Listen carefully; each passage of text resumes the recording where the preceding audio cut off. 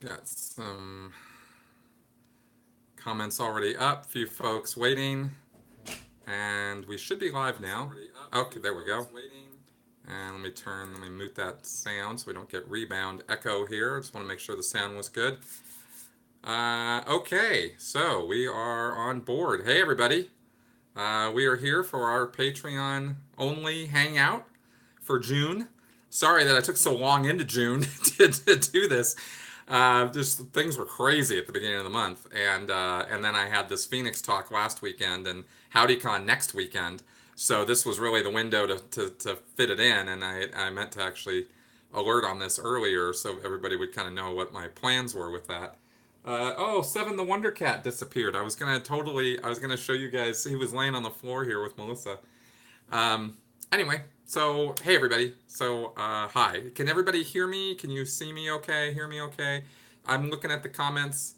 I got the chat box open here. Let's pop this out. Have you ever been to Chicago before? I have. When I was about 4. My mom is from Wisconsin. And okay, good. Everything's good. Perfect. Okay, guys. So yeah, I've been to Chicago a few times. Actually, much more recently than when I was 4.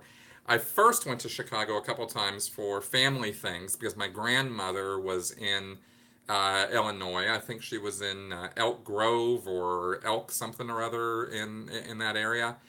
And I saw photos of Chicago, but I didn't go to I didn't spent a lot of time there as a kid. And then I went there actually near the end ish of my SeaWorld career. I went to Chicago for an ideal org convention, sort of a meeting of some of the West U.S. churches or orgs and some of the East U.S. churches, and they were doing this fundraising seminar thing, and they did it at a hotel in Chicago, and so we went there. I actually drove from Twin Cities to Chicago for that, and I got to drive through. You guys will probably think this is goofy, but um, I got to yes, hey Kristen, thanks for making it. I got to drive through Lake Geneva, Wisconsin. And if you don't know the significance of Lake Geneva, Wisconsin, to a lot of kids who grew up in the 80s and 90s, that was where a company called TSR, Tactical Studies and Rules, existed. And that was the company that produced Dungeons and Dragons and a lot of other role playing games in the 80s and 90s. And so I used to fantasize as a teenager about working at TSR. So driving through Lake Geneva, we were just going. I didn't even expect it. We were just driving through Wisconsin, and then suddenly Lake Geneva comes up, and I'm like driving with this guy, another SeaWorld member, and I tell him this whole story, and he was like, "What?" And I was like, "Right," and it was awesome. And the Lake Geneva is this tiny little place. So anyway, that was just this total thing that I did. I had a childhood dream to go to Lake Geneva, so I made that pilgrimage while I was in the Sea Org. Anyway, then that was the last time I was in Chicago, and I think that was late. That was because I left in 12, so that would have been probably sometime in 2011 that I went out there. I think it was, or maybe 2010, maybe before the opening, but I think it was 2011. Uh, all right, Danielle, welcome, and Sean, you too. Let's see here. I've several started manuscripts. Never. Yes, Lori, that's right. Me too. I used to write articles. I used to put stuff together that I would fantasize about sending to Dragon Magazine. I had a pile this high of Dragon magazines when I was a teenager. I used to love the cover art. We used to just totally nerd out over the artistry and want to be TSR artists or module creators or campaign creators. We just thought that was the. I'm just gonna swear like a dog here. We just thought it was the shit. I mean, absolutely would have been the best job ever to do that work. Sandy, still trying to figure out if I can make it to HowdyCon again this year. I hope so. I'm going to be at HowdyCon for a day this time. Not I finances and various logistic things are making it so that I'm only going to be able to go for the day for Saturday. So I'm gonna fly in early Saturday morning, like like really early. The plane leaves here, Denver, at like 6 a.m. So I think I land in Chicago at like 9 or something, and I'm gonna drive straight to the hotel. I have a room reserved overnight, so I'll be out the Saturday. I'll be around all day Saturday, and yes, met us last year. Um, and I will then do the Saturday night thing, hang out, and then I have a plane leaving back to Denver Sunday. I think late morning, I think is when I'm coming back. So I'm going to be kind of in and out this year, but I'm looking forward to seeing everybody. Um, let's see. Have I ever thought about a presentation to the Navajo community? No, that's never come up. Um, Kathy Reynolds asks me. No, I would be more than happy to do so. God, that would be kind of interesting, actually.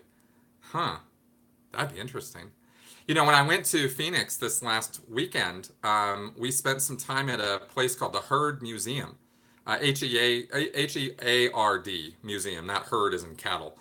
And spent a couple hours there. I got to spend some time there after doing the whole talk on Sunday.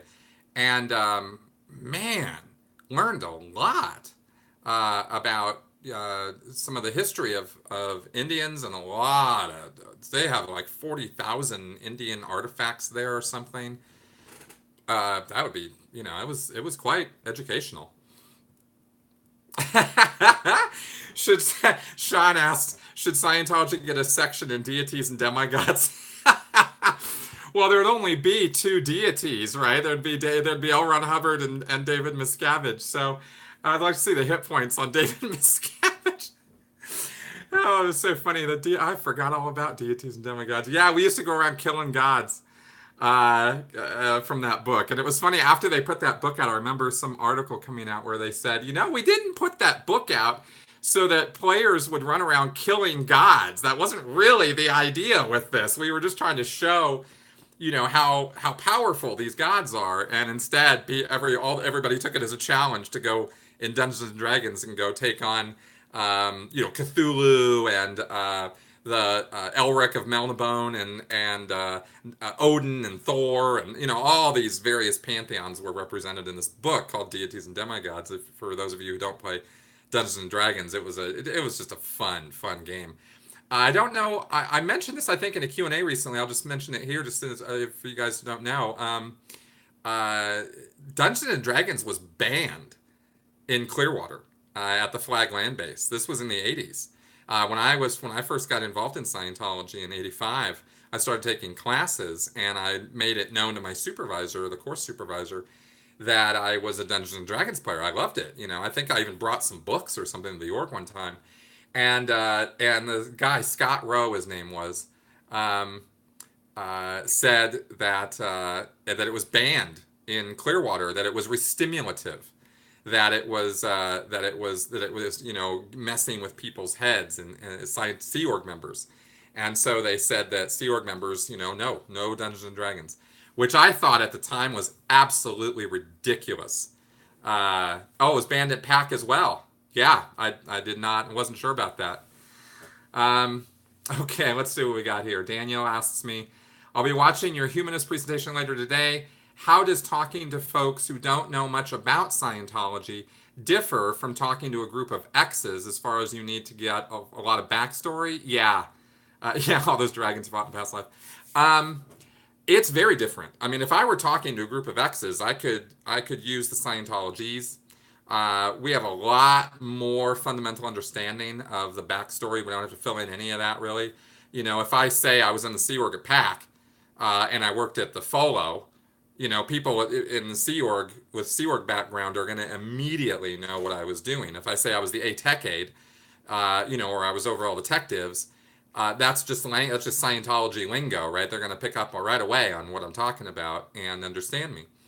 With non-Scientologists, I have to say, well, I worked for a number of years in the Sea Organization, which is the core group of, and I have to go into all this explanation of what the Sea Org is and then that the Sea Org is partially responsible for Scientology management, and that there are management units, and they're divided up into continental zones, and that there's this, and I kind of have to phrase it in such a way that I can easily summarize that I was overseeing all of the production of the classes and the counseling services, and I hate using that word counseling now. It was pointed out to me recently, correctly so, that counseling as a word is really not analogous to auditing. And it was kind of one of those big moments for me, in the same way that when it was pointed out to me when I got educated a couple of years ago on how, yeah, it is exhausting. Yeah, Danielle, thank you. It is a little tiring, yeah. But I've pretty much figured out the language to use now to talk to non-Scientologists so that they kind of get it. But that counseling thing, it was kind of pointed out, like I said, a few years ago, that confessionals, talking about Catholic confession, is not analogous to what a Scientology security check is. These are, totally different things. And I had thought, because Hubbard had said that these are same, that in history we have a long, there's a long tradition in religion of the confessional, and people finding peace through confession and relieving their sins, he would say. And Hubbard talked about this in training films that exist in Scientology, and that's where I picked it up. And then, of course, he calls sect checks confessionals. It was called, sect checks in Scientology had the term security checks, confessionals, and then they tried out, for a little while, they tried integrity processing. And that didn't fly at all. Nobody liked that term. You like my LRH voice? Yes, thank you very much. Yes, in this galaxy where the robots are. Oh my God. Yeah, I'll stop. Okay, premiering right now, right here. These are raspberry M&Ms. I've had this bag here for a while. I have not tried them yet. I'm trying them right now. Yeah. Oh, these are crunchy. Oh yeah. Oh, I love raspberry. These are good. Oh yeah. Oh. Oh yeah. Oh my God. I've always loved M&Ms, but holy shit, these are really good. I got some mint ones too. I'll try those out later. Yeah, Kathy mentions here, thanks. You watched that Three Apostates video and you said, I never knew how weird the afterlife beliefs were in those religions, especially Mormonism. Right? Me neither. I had never known, when I was a Scientologist, I had never understood the involved and complicated backstory of other religions. And there was even a course you could do. You could do a minister's course in Scientology where you would study a book about the major mainstream religions and their backstory. But it really was hardly a...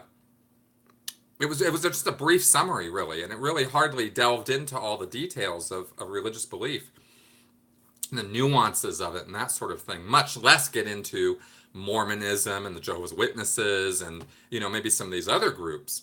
And it was easy as a Scientologist, since we thought we were on the path to truth and we had the only one answer. It's very easy when you're in that mindset to just totally invalidate and not pay really much of any attention to what other people believe.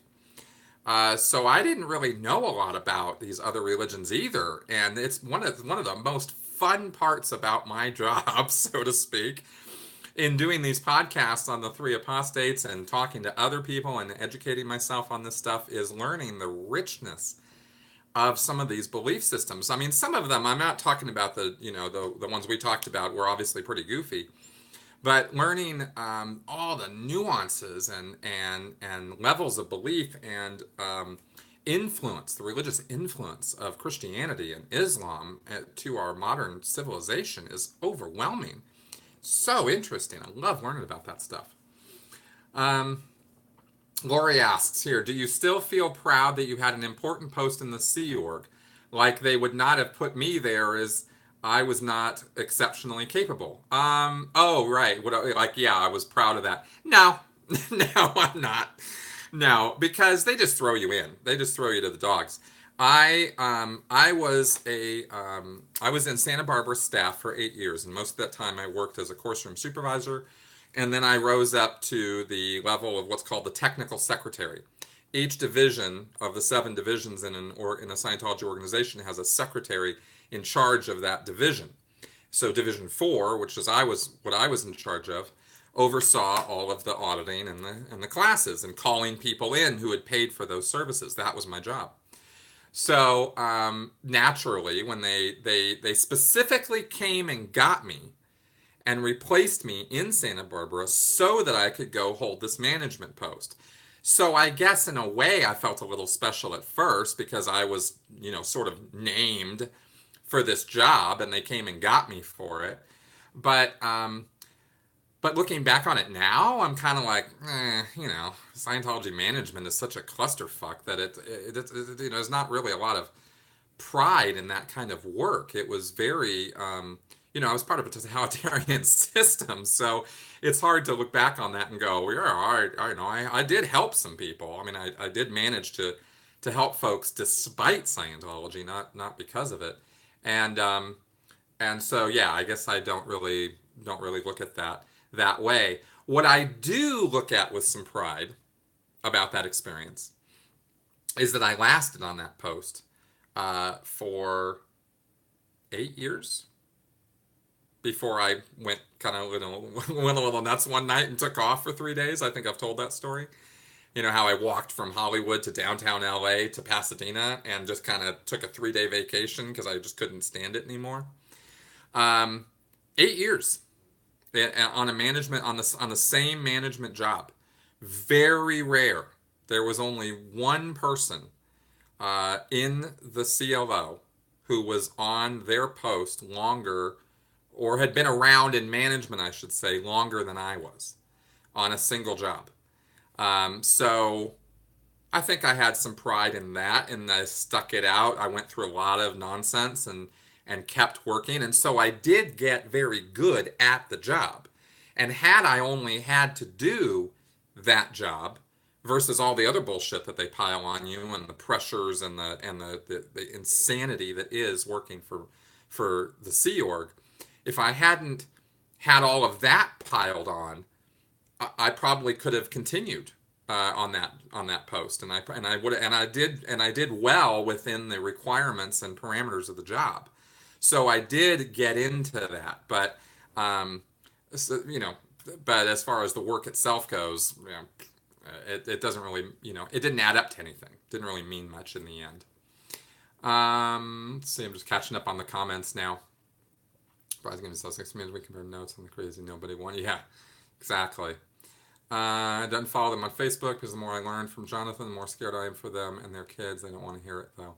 Yeah, Kristen says my Mormon friends are still in. I had to unfollow them on Facebook because the more I've learned from Jonathan, the more scared I am for them and their kids. They don't want to hear it though. Yeah, that's the cultish part about Mormonism. It's still got some ugly cult stuff there, especially on that sexual stuff with the kids. That's just creepy, flat out creepy and weird. Um, okay. Danielle asks, I think there can be pride in doing whatever job you had well, but did you experience a level of fear as far as being sent to the RPF, etc.? Oh, yeah. Oh, constantly. It was a constant threat over my head, and I was terrified of it.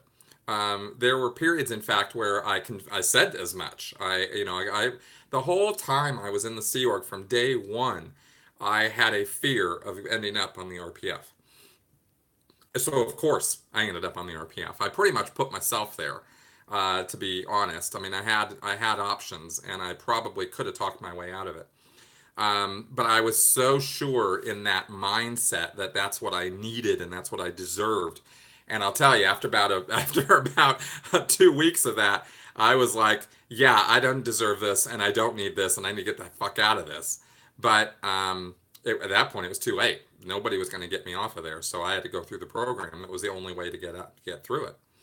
And I was very terrified of it. And then, of course, once I went through it, I saw it for what it was, and then I lost all my fear. That was something about the RPF that was useful. Was Scientologists couldn't really scare me anymore. There wasn't anything that they were going to do to me after the Sea Org or after the RPF that was going to be worse. And I knew without any question whatsoever, no matter what happened, there was no way I was going to do the RPF again. Because some people do the RPF a couple times. Not this guy. When I finished it, I was done. And I was never, ever, ever going to go back. So I knew I would leave the Sea Org before I went back and did it again. So bring it on, man. I mean, people threatening me, people yelling and screaming had a certain level of effect on me, but not like before the RPF. You go through a program like that, it changes you. And I look at that as a positive benefit, but not a benefit that Scientology expected me to get. You know, you're supposed to get back in line. You're supposed to be more fearful after you get off the RPF. You're supposed to be more robotic. You're supposed to be more towing the line. Yes, sir. Yes, sir. You know, Jinx is on it, sir. And that was not me. After the RPF, I saw much more clearly that the bureaucracy of the Sea Org was a bunch of bullshit and that we were going to have to get work done despite all this nonsense, not because of it. So I was not at all impressed by people yelling and screaming at me or threatening me. It was like, oh, you want me to go clean pots? Oh, okay. Well, good. I'll go clean some pots. Like I didn't give a shit because I had been on my hands and knees in every single space in the big blue buildings. Like from the top floors to the lowest bottom basements, I had been on my hands and knees scrubbing those floors, cleaning those walls, you know, practically licking people's boots, you know, figuratively. And so there wasn't really anything you were going to threaten me with that was going to be worse than that, you know, and some of the other nonsense you go through on the RPF. So that was, you know, so in a way it was kind of, you know, liberating. Okay, let's catch up on the comments here again. Yeah, Aaron's always good. Um, yeah. Yeah, Kristen says, with me and Aaron talking, he's hilarious about, you know, talking about how he pushed your buttons. It's weird to think of you being super serious. I know, right? It was hard for me because that was not my nature. It was never my nature, and I hated it. I hated yelling at people. I hated, you know, having to play dress up and go put on this cloak of, you know, super serious management person and you better listen to me because I'm superior to you. Like you know, that was always, I was never that guy. And I was much more into the rewards aspect of rewards and penalties. There's a policy letter in Scientology called rewards and penalties. And in the Sea Org, they tend to concentrate on the penalties part and not so much the rewards part. And when I became an executive at the advanced organization for a while, I would treat my juniors to rewards. You know, the statistics would go up. I would get them a night off. I would get them a movie. I would get them a dinner out. And I'd fight. I had to fight for that because my senior was a raging bitch who had no concept of reward. She was like, you know, they should do their job just because it's their job. They don't need rewards. I mean, that was literally what she said to me. They don't need rewards. Their reward is being in the Sea Org. And I was like, yeah, I don't think you really read that policy very well. So that's not really how people work. And that's why everybody fucking hated her. She was just, ugh. Anyway, I hope she's made it out. I don't know. She seemed also to be a person who was faking it, trying to make it. That was Amy Schumer or something her name was. Anyway, she was not Amy Schumer, but Amy Schulman, something like that. Anyway, I'm sure she was a nice enough person in real life, but man, when she put on that whole executive thing, she did not know what she was doing. Lemmy Adams is asking me if I ever had to do the purification rundown. Yeah, I did. It was the thing that they recruited me to join staff while I was doing the purification rundown. I was only on it for 5 days because I had no drug history. I had no real interest in sweating out all these toxins and stuff. I was just kind of doing it because you had to do it. And I was always skimping. You know, they make you take vegetable oil. They have to drink it, a little cup of it every day. and I have to take all these vitamins, and you're supposed to eat vegetables. So I would make the Purif guy, the guy who was overseeing and administering it, I'd make him go down the street to Wendy's and get me a burger, and I'd put the oil on the burger. And I'd say, well, my veggies were, the lettuce from the burger. I mean, I was just like, whatever. I was not a veggie person. I hate vegetables. So my Purif was pretty fast. And I've done a whole video, Lemmy, on the purification rundown and how toxic and horrible it is. And I speak from experience on that because I then, when I joined staff, I later oversaw purification rundown delivery in Santa Barbara for a number of years. So I got a lot of people through that program, and thank God none of them died because it's not a safe program for people to be doing. Worst you can do to me, watch me survive and thrive anyway. Yeah, that's right. That's right, Danielle. She says, I think I understand. Kind of like, this is the worst you can do to me. Watch me survive and thrive anyway. Yeah. I just didn't really, I didn't care about the whole serious, solid, let's, save the planet. We only have until tomorrow to do it. I've been in Scientology for, by that point, 2 decades. I've been in the Sea Org for over a decade, right, since 1985, and I graduated or 1995, and I graduated the RPF in 2008 or 9. So, I'd been there, done that on everything. I'd seen it over and over and over again. So I was very much unimpressed by all the urgency and freak out and, oh my God, we only have 3 days to get this done or the world's going to explode. I bought into all of that for years. And after the RPF, I didn't buy into it. I thought it was all just a bunch of crap. And I wanted to get the work done. But I thought the insane pressures that were being brought to bear on us were psychotic. And I thought that, that was coming from above. And I thought somebody up above, and I didn't have it pinned to Miscavige. I just thought somebody up there doesn't know what they're doing. And they certainly are not reading the policies and tech of Scientology to get their job done. I don't know what the hell they're doing, but they're not applying the ARC triangle. They're not applying communication. They're not trying to understand. They're just being totalitarian. So after that, it was a lot easier to just kind of ignore all that nonsense and just try to get on with my job anyway. Been on the ship. Kristen Halloran asks, I wonder if the RPF would have had a different effect if it had been on the ship in the beginning, if you didn't have the option of leaving, etc., either toe the line or do the RPF multiple times. Well, people have always had the option of leaving. The RPF was started on the ship back in the early 70s, and they just beat your ass. They just beach you, B-A-A-C-H, put you on the beach. They just throw you off the ship. If you didn't want to be there, or you were making trouble, or you were a troublemaker, then you were gone. And the RPF came along, and then people did the RPF. But originally on the ship, the RPF was a few weeks. It wasn't this years-long program of sec-checking you on all 8 dynamics and micro-investigating every aspect of your existence and roto-rootering it. It was some cleanup and get back to work.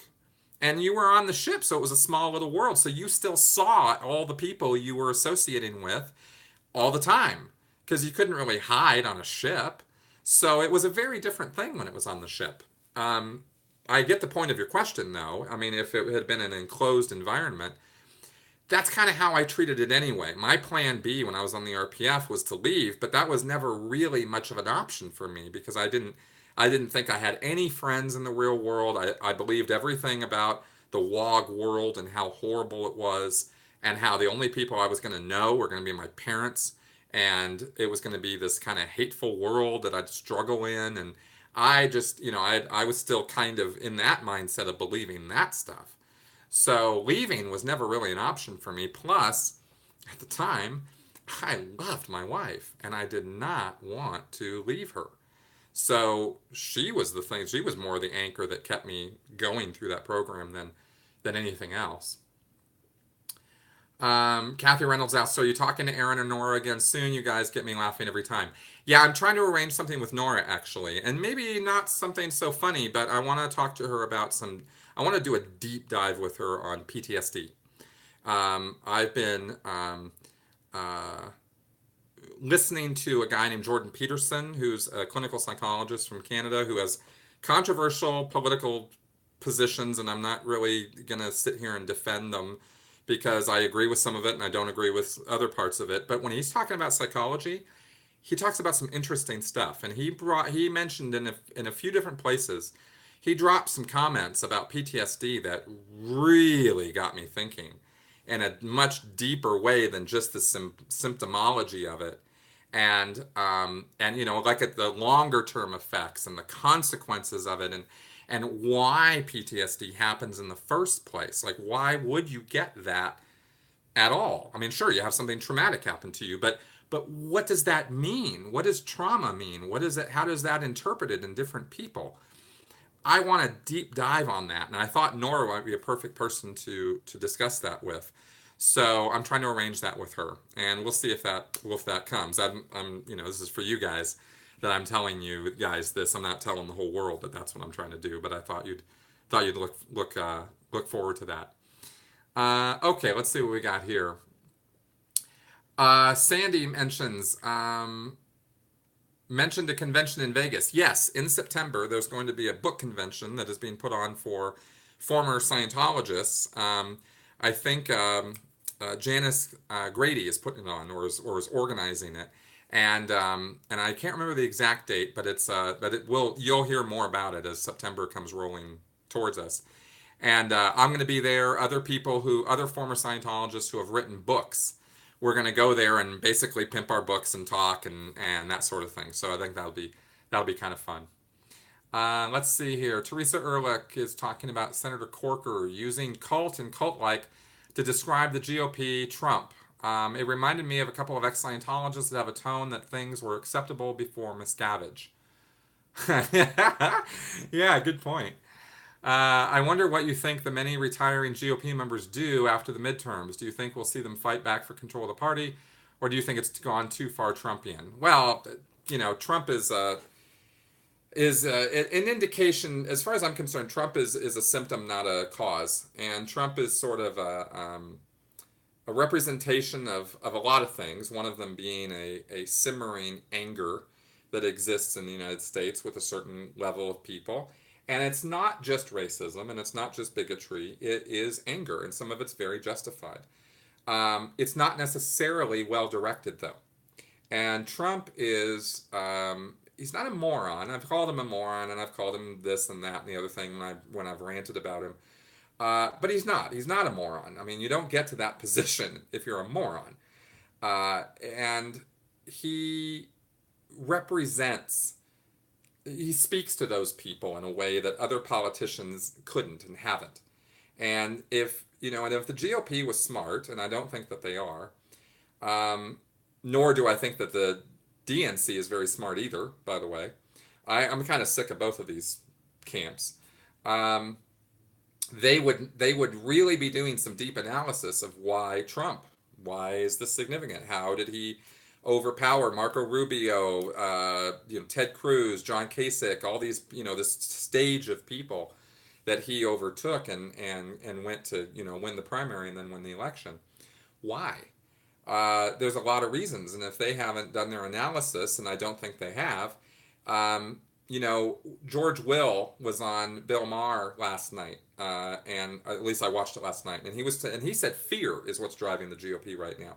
Fear of not lining up in lockstep with Trump, because then you're out of a job, then you get kicked out, and that feeds a totalitarian narrative, of course, and Trump tends in that direction because he's not a moron, but he's not a statesman either, and he doesn't really know what he's doing, and so he's winging it using his business sense and personality, and he has definitely created a cult of personality. So the GOP is reacting to that. Some GOP members don't like it. Some of them pretend to like it. There's a lot of things going on there. So, so what do I think the GOP is going to do? As the GOP members are going to do. I think some of them are going to fight back for control of the party. I think some of them are going to just disappear from public life. I think they're done. They want to go be a lobbyist for a while, or go make some money at a think tank or something. It's kind of easy for those guys after they leave public office to get these cushy jobs that don't really, they don't really have to do a whole lot. And some of them want, some of them have values, and they want those values to be, they want society to improve based on how they think it should happen, and so they'll try to redirect their efforts in that way. So I think we'll see a number of different, vectors these guys go off on. Same with the Dems in some ways. Let's see here. Speaking of your former senior, I look back at people, Danielle says, I look back at people who did horrible things and see they had no choice, but I'm harder on some. Do you give blanket forgiveness, or are there some you can't forgive? That's a great question, Danielle, and I've talked about that a bit before in some of my Q&As. There's a handful of people who I cannot forgive. There's a woman in OSA who I'll never forgive. Her name is Pam Bowen. There's a guy in senior HCO named Lon Kleffler, who I understand he's second gen, type of guy, raised in the Sea Org, raised in Scientology, joined the Sea Org, just being a robot basically. But he flat out purposefully worked to ruin my life. So what am I going to say? Hey, it's all good. Of course I'm not going to say that. There's going if he ever comes out and he reaches out to me, there will be a conversation. And I've gotten over all my anger, at least a lot of my anger, about what happened to me 5 years ago. But I'm not in any place where I'm ready to forgive the perpetrators of the disconnection in my life, or the people who directly and purposefully worked to literally destroy my connections and destroy my relationships. I don't see why I should forgive them. It's not. I don't feel any need to do that. It's not affecting me in a negative, adverse way. I don't shoot. Those guys. I can't. I'm not like that. So I don't. I just. But if they come up, if the subject of them ever comes up, or they come out at some point and start talking, well, I'll probably reach out to them and we'll have a conversation and we'll see where that goes. There are a couple other people who are still in the Sea Org who also were horrible to me, and actually horrible to everybody. There was this woman, Rebecca Fear, Rebecca Christensen, at the PAC base. She was in charge of the estates branch of the blue buildings. She was horrible. She was just a horrible human being. She was an equal opportunity abuser. She'd abuse literally everybody who walked into her office if they weren't senior to her. So fuck her. I don't. Why should I forgive her? There was a security guy, the security chief at the base. Same thing. Absolutely abusive personality, and as far as I'm concerned, the guy's probably a bit psychotic. So I don't know that he'd even look for forgiveness. So there you go. Let's see here. There we go. Saturday, 22nd September. Yeah, that book convention. Need to be something about this. Yeah, thanks, Kristen. Yeah, I agree. I think we do have some experiences to share, and also, the importance of that, I think, is in the after experiences. We've talked. I don't want to have another podcast with Nora where we talk or laugh or look back on the abuses that we experienced. What I'm much more interested now is, I think I've documented that stuff pretty well. And I've still got this book that I'm going to write on the RPF, and it's going to lay it all out. So what I'm much more interested in now is the recovery aspect of it. And, really looking at the responsibility on our part and the responsibility on the part of the group. Because we both have this cult, I've said, cults are kind of a codependent relationship, the leader and the followers. We had to give something into the group in order for us to be part of it, in order for us to experience what we did. I think it's really important that we kind of acknowledge that and look at some of our contributions, and how, by doing that, we messed with our own moral codes, we messed with our own worldview, we messed with our own idea of how things should be. And how does that create trauma for a person? And how does that, how do you get over that? How do you deal with that? How do you confront that head on? because I don't think running away from it is the answer. I think you got to stop and you got to turn around and you got to look right at it. And maybe that's a Scientology-esque, that could be analogized to confronting in Scientology or something, but that's incidental. That's not it. I'm not talking Scientology concepts. I'm talking about dealing with and taking, being cognizant of, causation. Why did things happen to us, and how do we deal with them so that, one, they don't happen again in the future, and two, we don't have to continue to carry it along with us forever. There's a certain rehabilitative or therapeutic aspect to letting things go, and I wanna dive into that aspect of these things as I'm looking at this stuff more. Yes. Okay. Yeah. Yeah. Kathy Reynolds says Trump. I love we're just bopping all over here. This is great. Trump may not be a moron, but he is certainly self-absorbed and misinformed. You are absolutely right about that. I sometimes wonder if he can even read. We know he can't spell or use spell check. He is only misinformed because he does have difficulty. Apparently, from what we're hearing, he does not inflow a lot of complex information easily and readily. He wings it. He thinks he knows. He's always the smartest guy in the room, and that fits with his personality type, which I think we all nailed pretty early on. I mean, Trump's not much of a mystery as far as personality types go. Um, what I'm looking at lately and a little bothered by is how the media has become so black and white, and so the representations of what we're being told are happening at the government level are not accurate. They're caricatures. What we're being presented with by the media in terms of our government officials are caricatures, and these are real people. So I would like more from our media. And it's only getting worse as time goes on, and I have all kinds of reasons for that. But the reality of our situation right now is we're not being well served by our media, and Trump, Trump's problem, one of his hugest problems, and is he might well be right about a few things. I'm not saying that he is. I'm saying he well may be right about a few things. But when he goes and tweets about how fake news is the number one enemy of the United States or of our nation, well, he's not wrong in saying that fake news is a huge problem.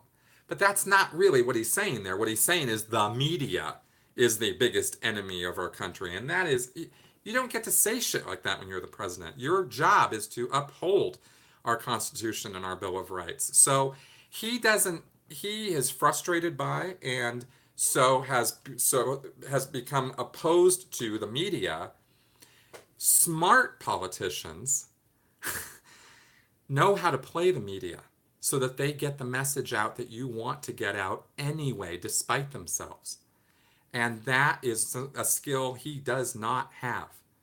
And if he does have it, he's not using it. Because the strategy that he's using right now of just fake news, fake news, fake news, and it's all bad, that's not serving him.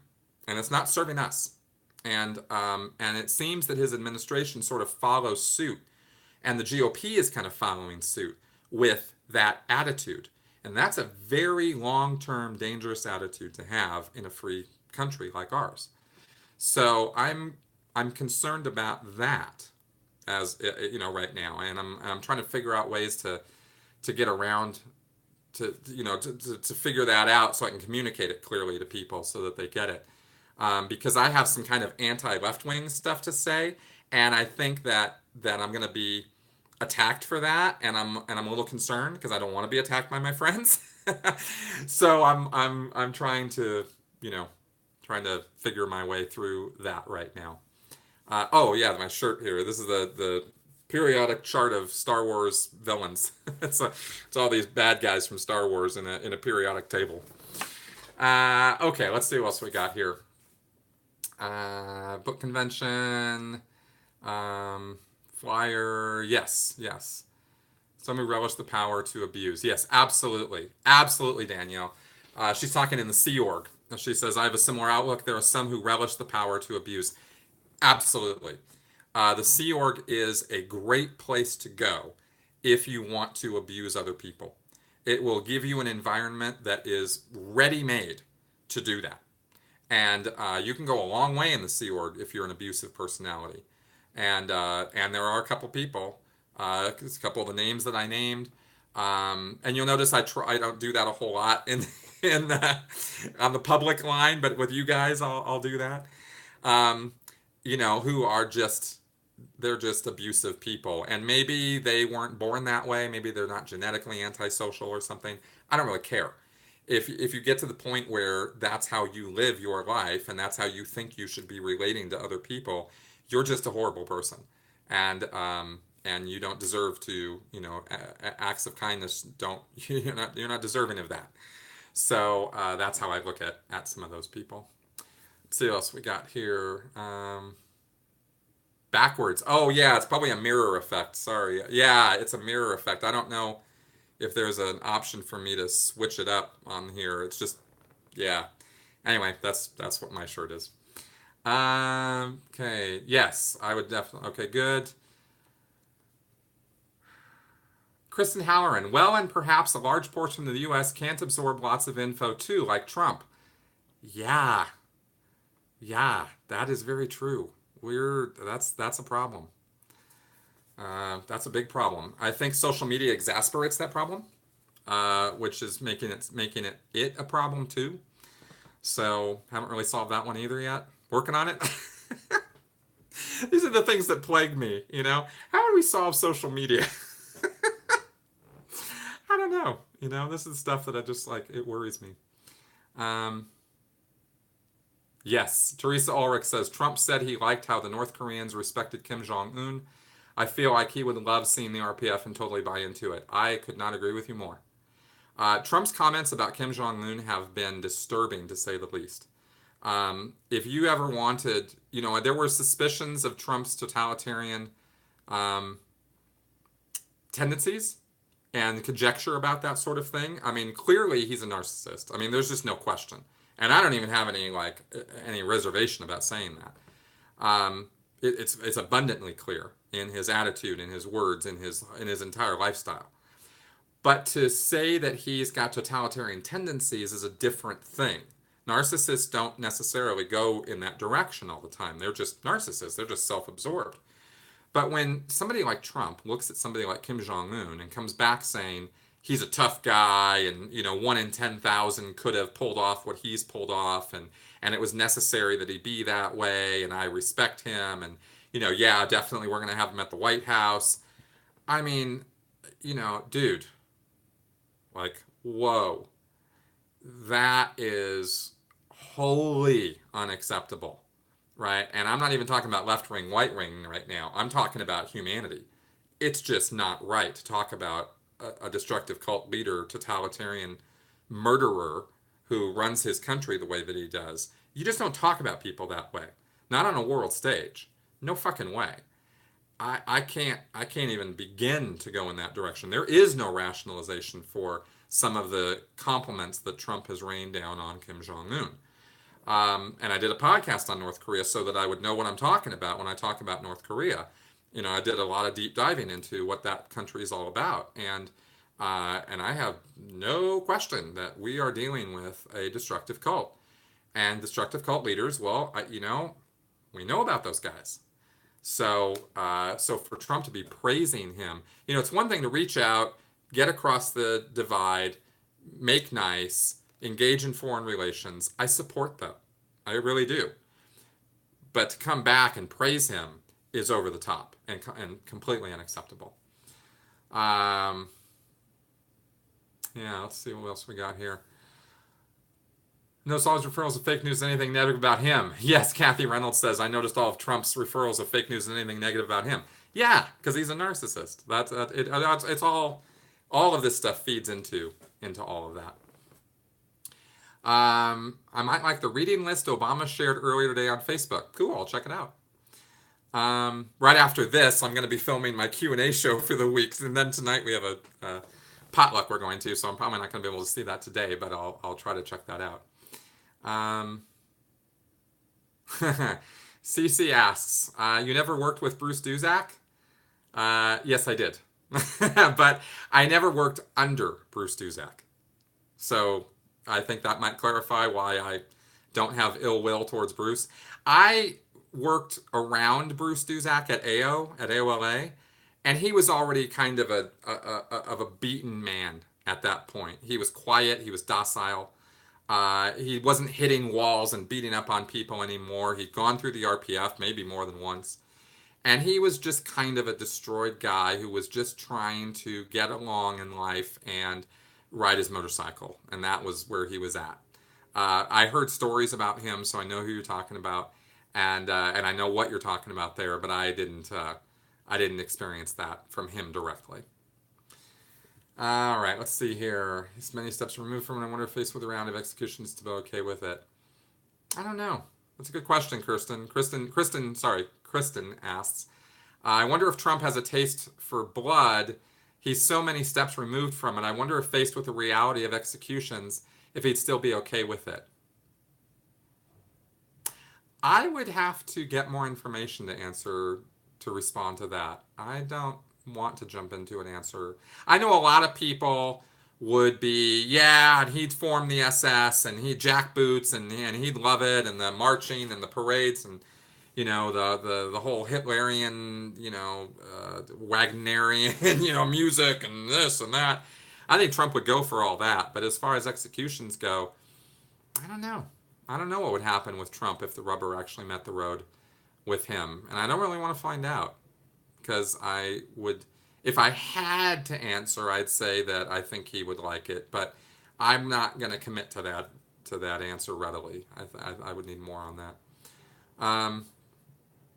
Let's see, Lori. I think the people of North Korea have been in a closed society and worship Kim, similar to how LRH is seen in Scientology. Trump wants that, right? Exactly. That's exactly what the people of North Korea are in the position of. And it's not a good position to be in. And that's why we say North Korea is a destructive cult. Yeah, Kristen, I'll probably be doing some more podcasts with JP and Dr. John.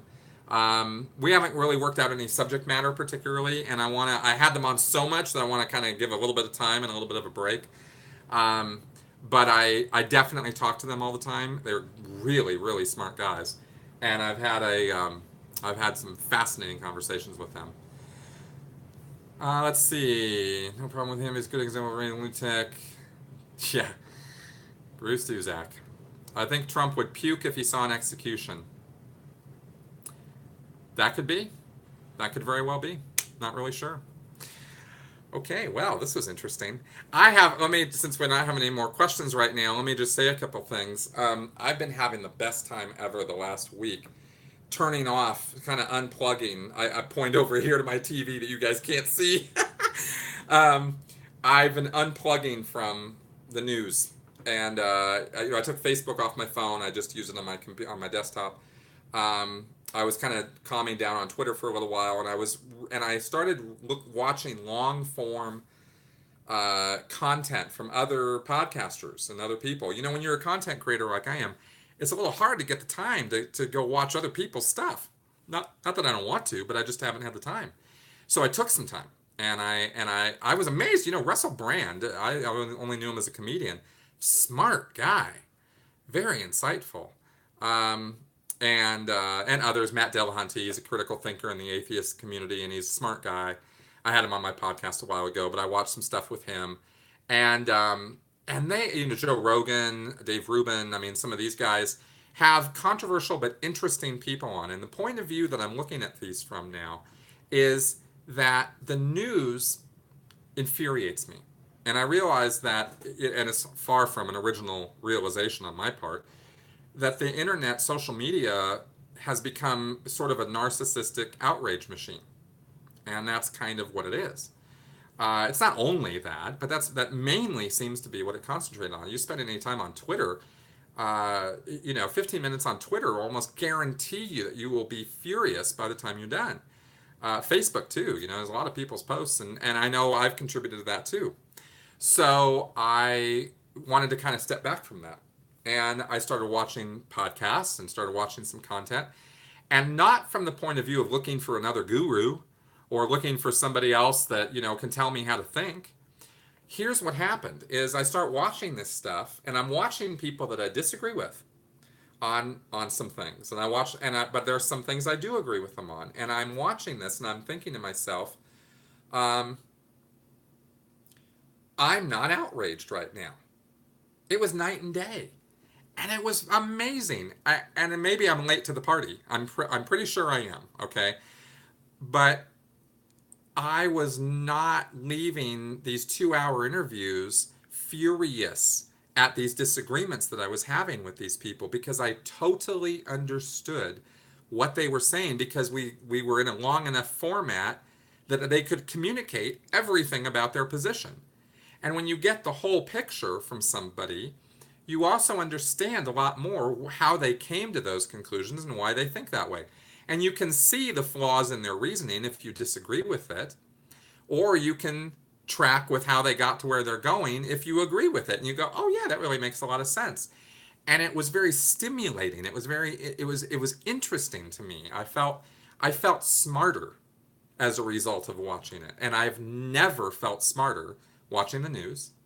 I've never felt smarter after getting off Twitter.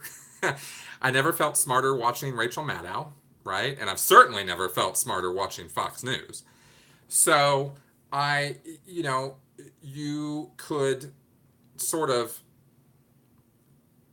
learn things from these people and get thinking more about my own thoughts. Like I had this guy Jordan Peterson said some psychology stuff that made me realize on a whole different level why Dianetics works on some people, why they swear by it, why they swear by Scientology auditing years after leaving the church and being out of Scientology and not even wanting to have anything to do with it anymore, but they'll still say, yes, this auditing really helped me.